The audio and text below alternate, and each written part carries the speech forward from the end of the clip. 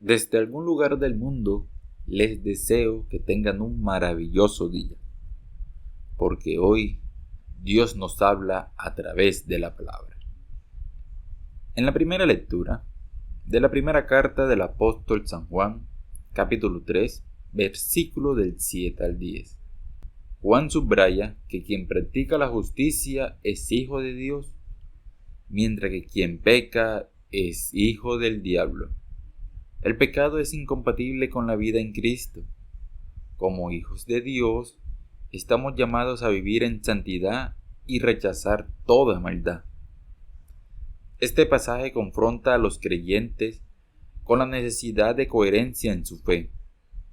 Ser hijo de Dios implica actuar de manera justa, reflejando la naturaleza divina. La presencia de Dios en nuestra vida transforma nuestro corazón, alejándonos del pecado.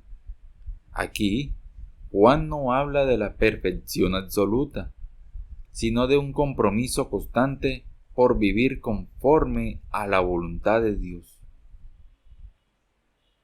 Desde la lectura del Santo Evangelio, según San Juan, capítulo 1, versículos del 35 al 42. Juan el Bautista señala a Jesús como el Cordero de Dios, y dos de sus discípulos lo siguen.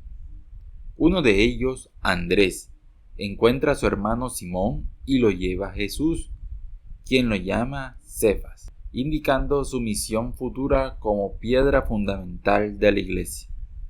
Este pasaje ilustra el poder del testimonio personal y el llamado de Jesús a seguirlo. Juan el Bautista da testimonio de quién es Jesús, lo que lleva a los discípulos a seguir al Señor.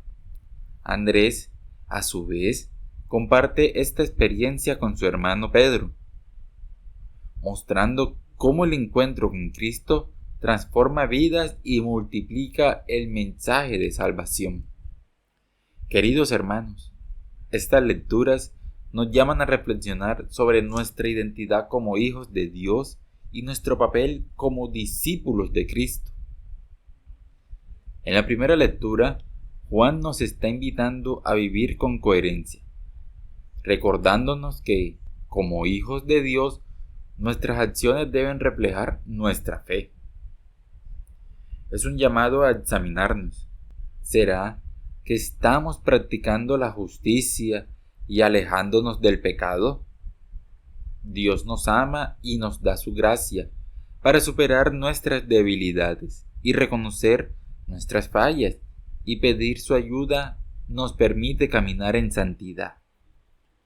El Evangelio nos muestra el impacto del testimonio en la fe. Juan el Bautista señala a Jesús, y Andrés, movido por este testimonio, lleva a su hermano Simón a encontrarse con el Señor. Este encuentro cambia el curso de su vida. Del mismo modo, nosotros podemos ser ese puente que conecta a otros con Jesús a través de nuestro ejemplo, de nuestras palabras y de nuestras acciones. Queridos hermanos, debemos vivir con coherencia. En nuestra vida diaria debemos esforzarnos por practicar la justicia. Por ejemplo, si nos enfrentamos a una situación de injusticia en el trabajo o en la familia, debemos actuar con integridad y buscar soluciones que reflejen los valores cristianos. Debemos dar testimonio de Cristo. Hay que ser valientes al hablar de nuestra fe y compartir cómo Dios actúa en nuestra vida. Un ejemplo sencillo es invitar a alguien a rezar o compartir un pasaje bíblico que nos haya inspirado. Debemos ser puentes hacia Jesús. Como Andrés, hay que llevar a otros hacia el Señor, con pequeños gestos, escuchando a un amigo que atraviesa dificultades, invitando a un conocido a la misa o simplemente mostrando empatía y bondad en nuestro trato diario. Hermanos, por último, estas lecturas nos recuerdan que somos hijos de Dios y discípulos llamados a ser testigos de su amor.